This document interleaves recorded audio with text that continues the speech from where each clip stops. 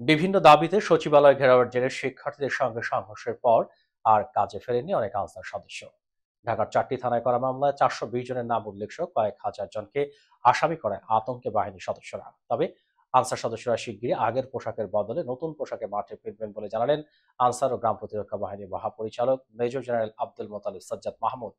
আওয়ামী লীগের নেতৃত্বাধীন সরকারের পতনের পর বিভিন্ন থানা নিরাপত্তার দায়িত্বে দেখা যায় আনসার সদস্যদের। সড়কে ছাত্রদের পাশাপাশি ট্রাফিক নিয়ন্ত্রণের দায়িত্বও পালন করে এই বাহিনী। পরিস্থিতি বদলে যায় 20 দিন না পেরোতেই। গেল 25 আগস্ট বিশ্রাম প্রথা বাতিল সহ বেশ কয়েকটি দাবিতে রাস্তায় নামে আনসার সদস্যরা। ঘেরাও করেন সচিবালয়, পরে সমন্বয়কদের সমর্থনে এগিয়ে আসা শিক্ষার্থীদের সঙ্গে সংঘর্ষ হয় তাদের। এই ঘটনার পর থেকেই হতাশা ও আতঙ্কে বাহিনীর সদস্যরা। সারা দেশে ব্যাটালিয়ন সহ প্রায় 55,000 আনসার সদস্য গুরুত্বপূর্ণ স্থাপনায় মোতায়েনের কথা থাকলেও কাজে যোগ দেননি বেশিরভাগই।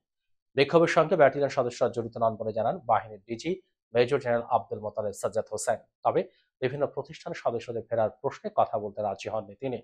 রাজধানীতে প্রায় 14,000 আনসার নিয়োজিত থাকলেও বর্তমানে মাঠে আছেন প্রায় 10,000।